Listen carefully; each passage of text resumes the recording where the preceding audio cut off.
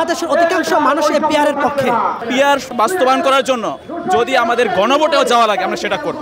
অনতি বিলম্বে পিআর পদ্ধতির নির্বাচন দিতে হবে, এটা আমাদের সুস্পষ্ট বার্তা। আসলে আমরা বারবার দেখেছি এক একটা গণ উত্থান ঘটেছে, ৭১-এর স্বাধীনতা অর্জন করেছি, কিন্তু পরবর্তীতে আমরা দেখতে পেরেছি যারা বিপ্লবী ছিল, যারা আন্দোলন করেছে, যারা স্বৈরাচার হাঁটিয়েছে, তারাই পরবর্তীতে স্বৈরাচার হিসেবে আবির্ভূত হয়েছে। তাই আমরা চাই পিআর পদ্ধতিতে যদি নির্বাচন হয় তাহলে এককভাবে কোনো স্বৈরাচার আবির্ভূত হওয়ার সম্ভাবনা থাকবে না। যদি পিআর পদ্ধতিতে নির্বাচন না দেয়, ইসলামী আন্দোলনের আমির এবং ইসলামী আন্দোলনের যারা নীতি নির্ধারক তারা সিদ্ধান্ত নেবে আগামী নির্বাচনে যাবে কি যাবে না।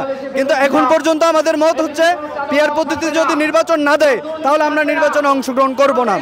আমরা দেখতে পাচ্ছি যে বাংলাদেশের অধিকাংশ রাজনৈতিক দল পিআর পদ্ধতিতে নির্বাচনের বিষয়ে একমত, কিন্তু কিছু রাজনৈতিক দল তারা এককভাবে এটার বিরোধিতা করছে।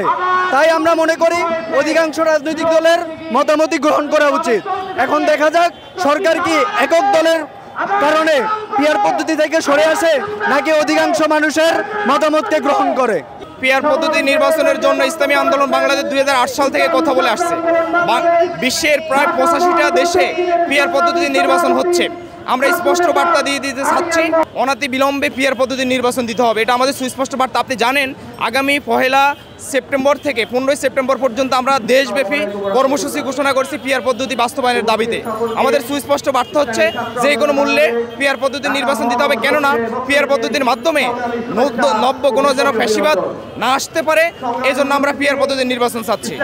ইসলামী আন্দোলন বরাবরের মতো স্পষ্ট বলে দিচ্ছে যে পিআর পদ্ধতির নির্বাচন দিতে হবে, এটা আমাদের সুস্পষ্ট বার্তা, আমাদের সুস্পষ্ট বার্তা।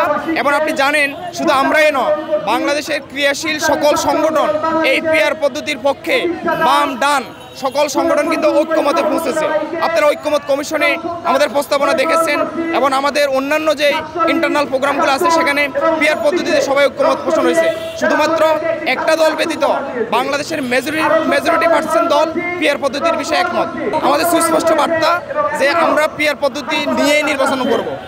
আমরা আমাদের কর্মসূচি বাস্তবায়ন করে যাব, আমরা ঐক্যবোধ গঠন করাবো। পিআর কর্মসূচি বাস্তবায়ন করার জন্য যদি আমাদের গণভোটেও যাওয়া লাগে আমরা সেটা করব, মানে আমাদের আন্দোলনের সর্বশ্রেষ্ঠটুকু আমরা দিয়ে দিব। তার পরবর্তী পরিস্থিতি কি হয় সেটা এখন বলা যাচ্ছে না, পরিস্থিতি বলে দিবে যে আমরা ভোটে যাব কি যাব না। কিন্তু আমরা চাই পিআর পদ্ধতিকে বাস্তবায়ন করার জন্য যে সর্বশেষ আমাদের গণভোটে যাওয়া লাগে, হ্যাঁ ইয়েস অর নো, পিআর হবে কি হবে না এটার জন্য আমরা সর্বোচ্চ চেষ্টা করব। নির্বাচনের তফসিল ঘোষণা করার আগ পর্যন্ত আমাদের আন্দোলন চলবে।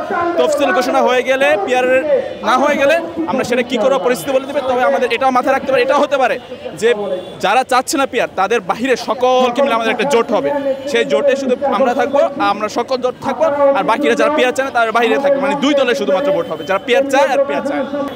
ইসলামী আন্দোলন বাংলাদেশ একটি সুসংগঠিত একটি সংগঠন।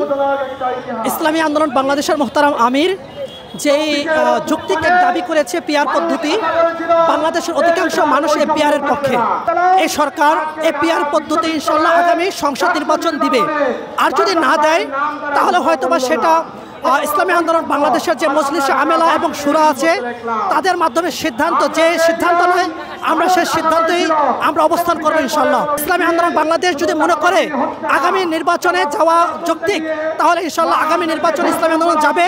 আর যদি মনে করে যৌক্তিক নয়, সমস্ত দলগুলোর সাথে ইসলামী যে গণনার দলগুলো আছে তাদের সাথে আলোচনা করে যদি যৌক্তিক মনে না হয় তাহলে ইসলামী আন্দোলন বাংলাদেশ নির্বাচনে যাবে না, যদি যৌক্তিক মনে না হয়।